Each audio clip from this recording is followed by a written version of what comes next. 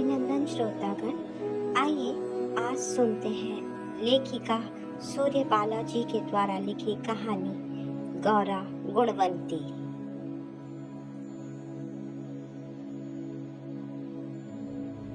अचानक लगता है अथाह वात्सल्य से भरे दो होंठ मेरी हथेलियों से चिपक गए हैं। हथेलियों पर पड़ी आड़ी तिरछी वयस्क रेखाएं धुंधली पड़ती जा रही हैं।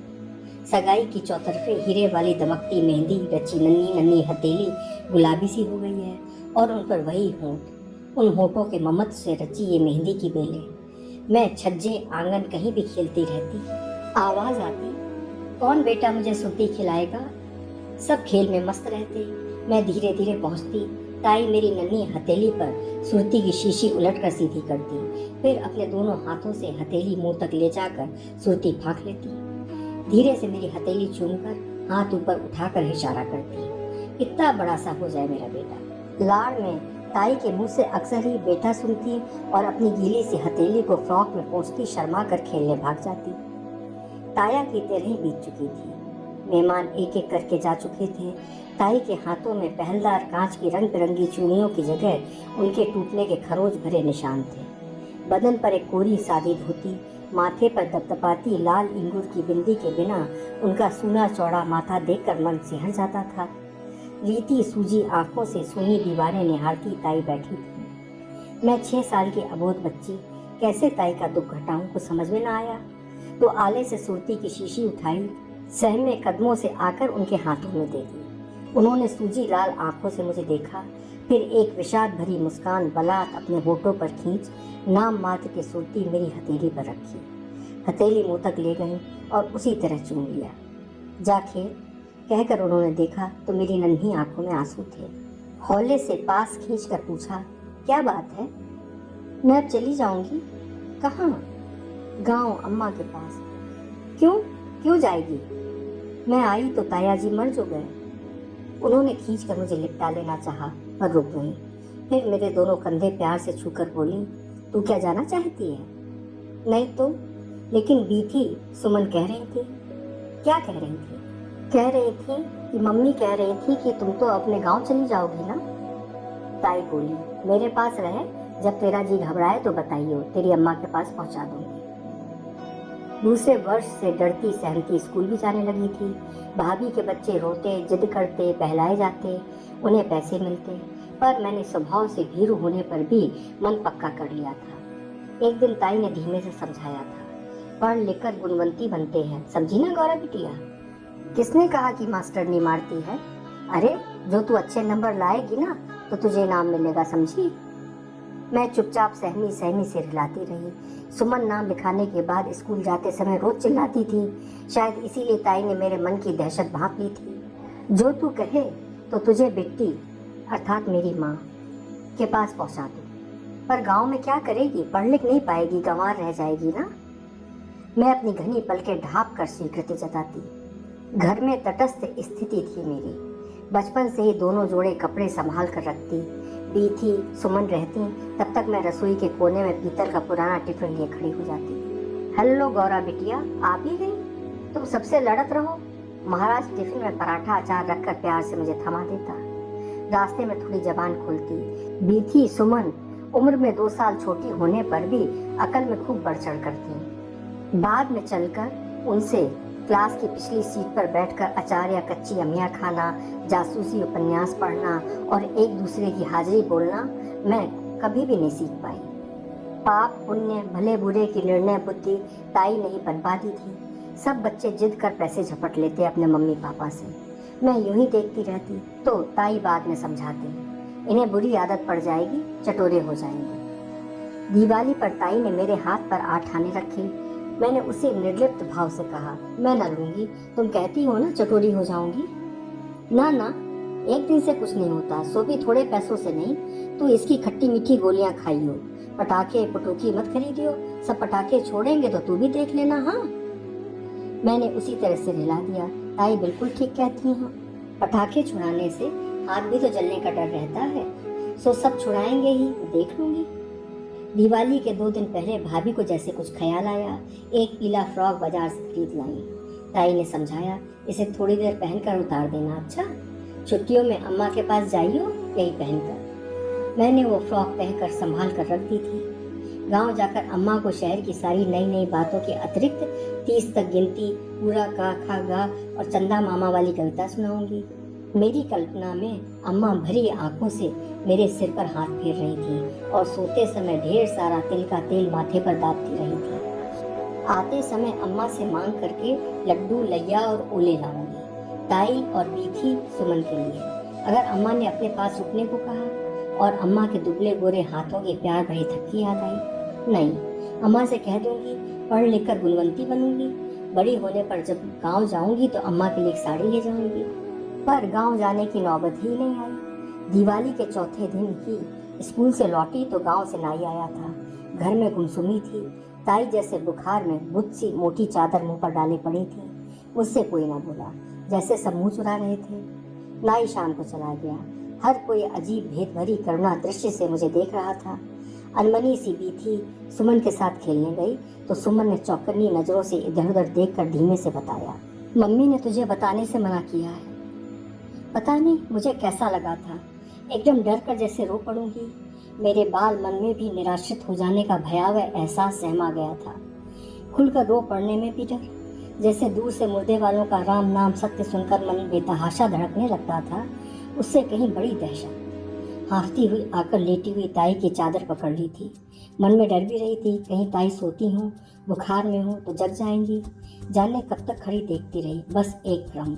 हर 2 मिनट बाद ताई आंखों पर रखी दाहिनी कोहिनी हटाती और आंखें ही नहीं, पूरा मुंह इस तरह पोंछती जैसे आंखें नहीं, सचमुच पूरा चेहरा पोंछ रही हूँ। उसी तरह अच्छी तरह मुंह पोंछ अपने आप को तैयार किया और धीमे से खटोली पर इस तरह बैठ गई जिससे मैं उनका चेहरा न देख सकूं। उनकी गोद में बैठी मैं अपने बालों पर जब जब उनके संभालने के बावजूद टपकते गरम गरम आंसुओं का गीलापन महसूस करती रही। कुछ देर बाद इधर उधर की बातें करने लगी। स्कूल में क्या पढ़ा, आज खेलने नहीं गई क्या, अब की बार ड्रामे में क्या बनी हो। पर ताई ने हाँ नहीं वाला मेरा संक्षिप्त उत्तर भी न पाकर झुककर देखा। मैं गुमसुमी बैठी थी, न हिचकी न आवाज़, बस एक पीड़ा थी जो आंखों से धार धार होकर टूट रही थी। भाभी ने देखा तो समझ गई। बीथी और सुमन को बुलाकर डांट लगाई। ताई ने मना किया, जाने दो, अच्छा ही हुआ, आखिर पता तो लगना ही था, जन्म और मौत नहीं छिपाए जा सकते। भाभी ने भैया से कहा था, करुणा पर चिंताकुल आवाज में, बेचारी अब तो गौरी को रखना ही होगा। स्नेह का एक नन्हा सा अंकुर जो ताई की आंखों में पनपा था, सहानुभूति की शत शत शाखाओं में आकाश बेल की तरह फैल गया। ताई तो मुझसे उसी संयत भाव से बोलती, पूछती या कभी धीमे से पुचकारती, पर भाभी भैया से लेकर स्कूल की टीचरें, मास्टर और पड़ोसी भी सदैव हो उठे थे। अनाथ शब्द जैसे मेरा रक्षा कवच बन गया था। अब भाभी बीथी और सुमन के लिए 4-4 फ्रॉक के कपड़े लाती तो मेरे लिए भी एक फ्रॉक का जरूर आता। उनकी फ्रॉकों से बचे हुए सितारे और मोती मेरी फ्रॉक में टांग दिए जाते। वैसे फ्रॉकों की मेरे पास कमी ना रहती, मेरे फ्रॉक ज़्यादा फटते ही न थे।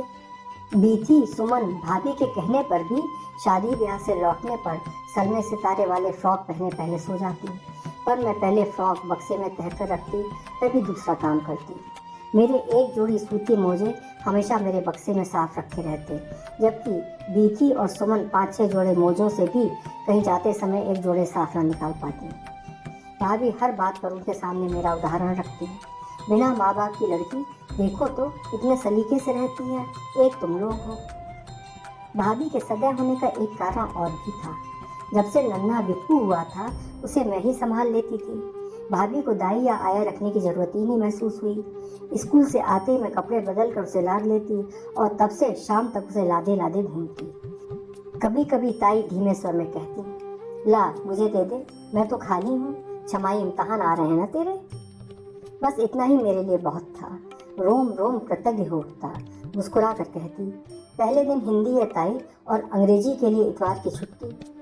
ताई के लाख धीमे कहने पर भी भाभी सुन लेती, हंसकर कहती, गौरी होशियार है, बिना पढ़े अच्छे नंबर लाती है, कोई बीथी सुमन की तरह थोड़ी ही। प्रशंसा काफ़ी महंगी पड़ती थी पर एहसान मानती थी, यही क्या कम था, और मैं भी तो बच्ची नहीं थी। शायद मैं दूसरों से ज़्यादा स्वयं पर बोझ बन गई थी। एहसानों का बोझ, बढ़ती हुई उम्र के अपराध का बोझ और चारों ओर से घेरती समेटती बेचारगी भरी निगाहों का बोझ। अनाथ लिखवा कर भैया मेरी फीस शुरू से माफ़ कराते आ रहे थे। 1-2 साल जब तक विप्पू नहीं हुआ था, छात्रवृत्ति भी मिली थी, पर जैसे जैसे बड़ी होती गई, कर्तव्यों के प्रति अधिक सजगता हावी होती रही। मेरे कपड़ों पर, खाने पर, किताबों पर कितना खर्च होता है, हिसाब लगाती रहती। इसलिए पास में कुछ पैसे होने पर भी पिकनिक जाने वाली लड़कियों में मेरा नाम कभी न लिखा गया। न स्कूल में हुआ कोई शो मैंने देखा। एक बार इलादी ने धीमे से अलग बुलाकर पूछा भी था, सुनो गौरी, तुम पैसों की वजह से न जा रही हो तो मैं दे दूं? पर मैंने जल्दी से हल्की मुस्कान के साथ सिर हिला दिया था। मुझे नोट्स बनाने हैं, पर पैसे सचमुच रहते थे मेरे पास। ताई और भाभी के मैके तक के जो भी रिश्तेदार आते, मेरा परिचय उन्हें मिलता ही। जाते समय बीथी, सुमन, विप्पू के हाथ में 100-50 देते देते अचानक ठिठक कर मेरी ओर मुड़ जाते और 1-2 मुड़े तोड़े नोट मेरी मुट्ठी में भी डाल जाते। जाने क्यों मेरा मन रो पड़ने को लगता। इनकार न कर पाने की अवस्था और पीड़ा से पहली बार जाना, लेना और न लेना भी कई तरह का होता है, और मेरे लिए दोनों में एक सी पीड़ा। भाभी कनखियों से देखती कि मुझे कितने मिले हैं, पर बाद में भाभी काफ़ी आश्वस्त हो गई थी जब मैं अपनी ज़रूरत की किताबें चुपचाप उन पैसों से खरीद लेती। पेन, पेंसिल वगैरह छोटी मोटी चीज़ों के लिए भी उनसे न कहती। भैया के सामने तो यथासंभव जाती ही नहीं। जैसे जैसे बड़ी होती जा रही थी, एक अपराध भावना मुझे ग्रस्त करती जा रही थी। गुमसुमी और भी बढ़ गई थी। हर समय एक ही बात, मैं बड़ी होती जा रही हूँ और भी बड़ी हो जाऊंगी फिर। एक आध बार भैया ने ताई से इस बारे में कुछ पूछताछ भी की थी कि गांव में थोड़े बहुत भी कुछ खेत खंडहर बचे हों तो उसे बेचकर मेरा इंतजाम किया जा सके। ताई ने स्वीकृति जताकर उन्हें देख आने को कहा। भैया के जाते समय मन कर रहा था कि मैं भी चली जाऊं।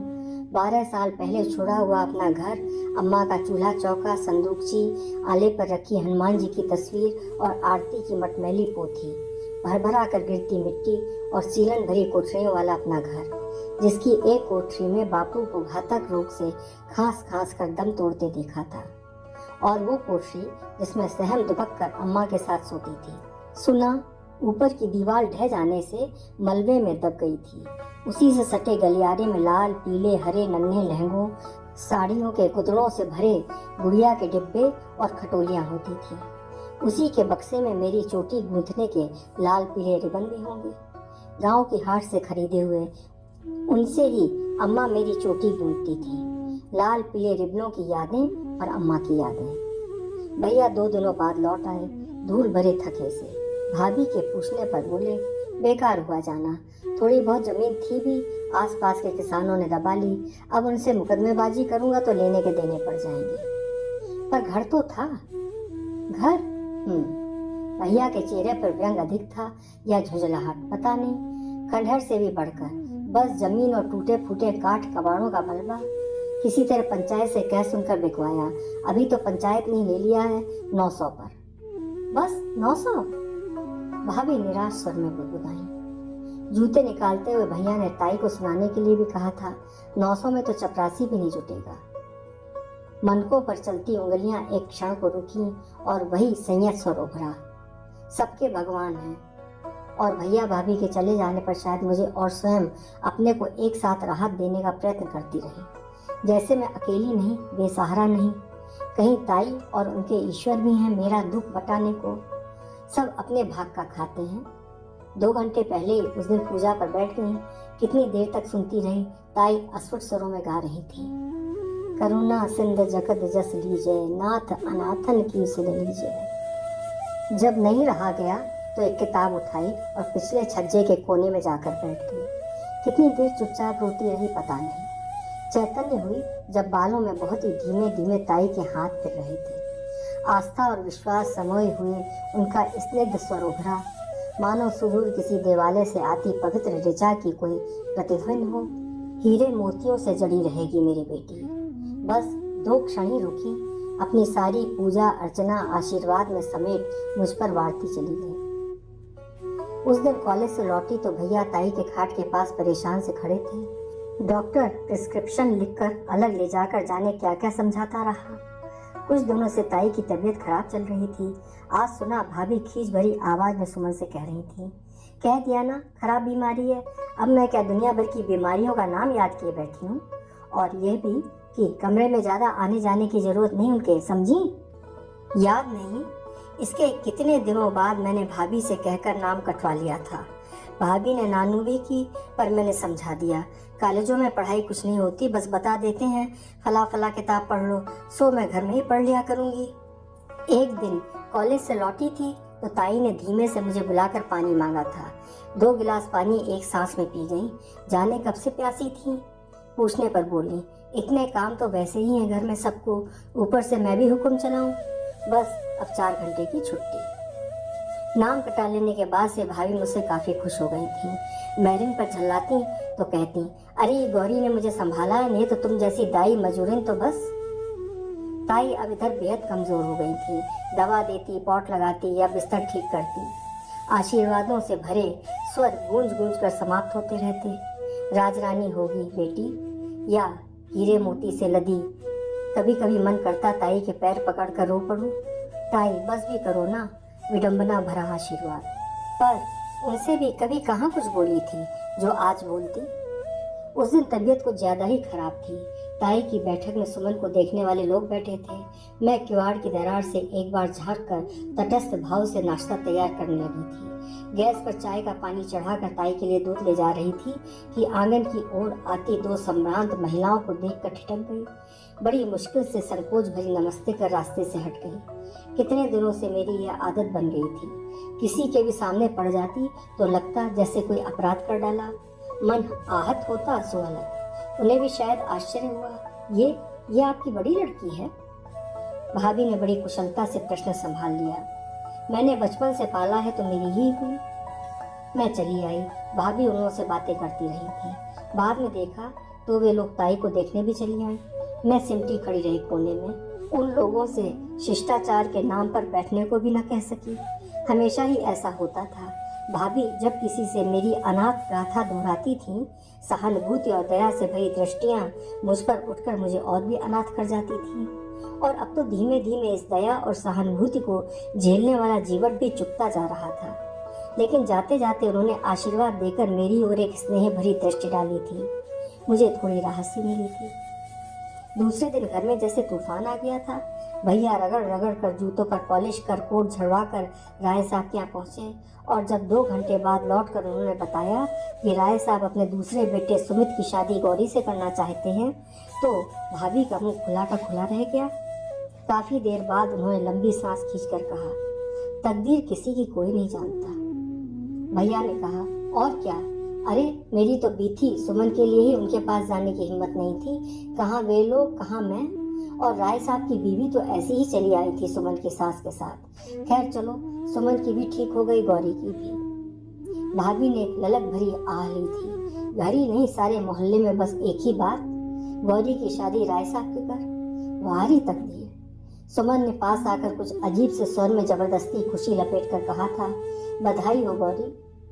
दवा पिलाने के लिए गर्म पानी लेकर पहुंची तो ताई तकिए से उठंगी आकाश की ओर हाथ जोड़े बैठी थी। खिड़की से झांकते आकाश के छोटे से टुकड़े के माध्यम से ही उन्होंने शायद ईश्वर तक अपना संदेश भेजा था।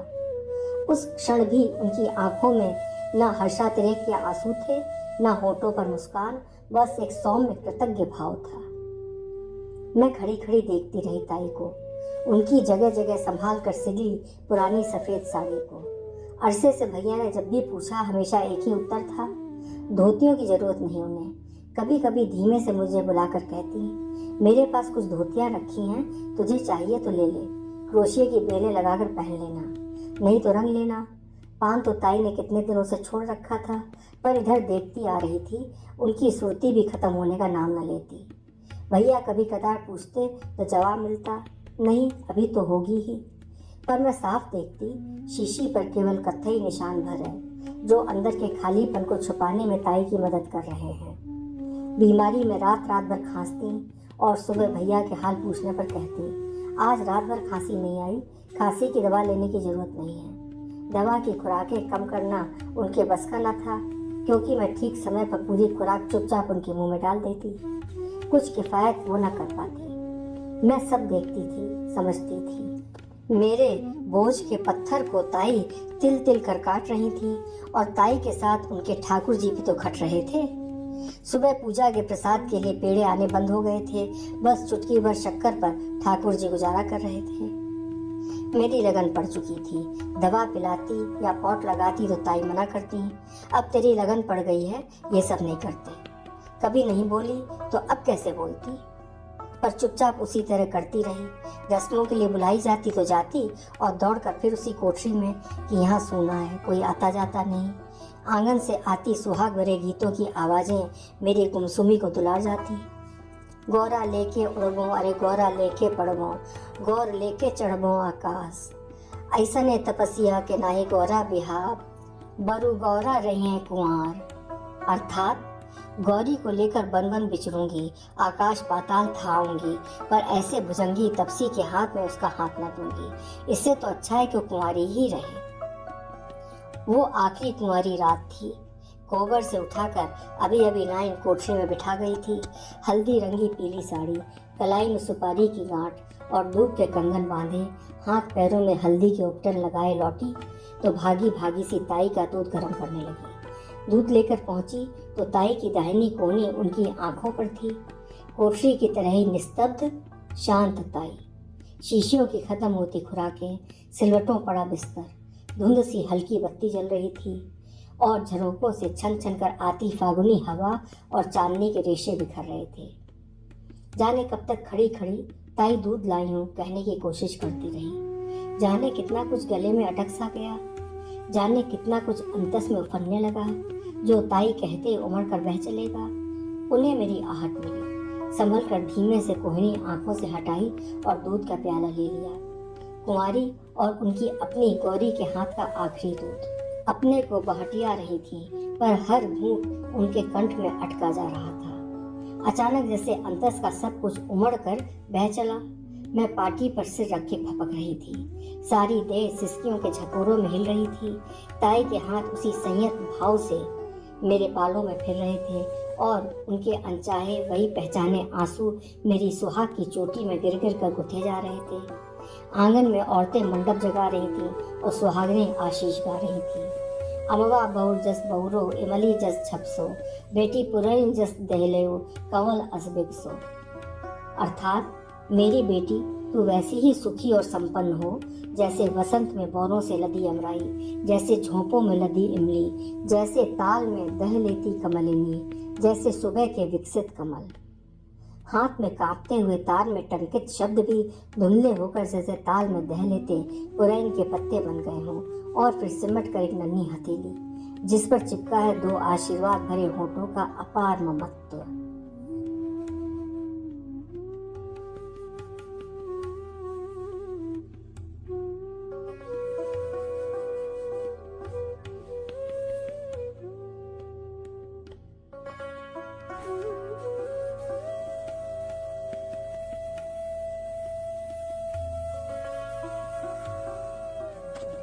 कहानी सुनने के लिए बहुत बहुत धन्यवाद श्रोताओं।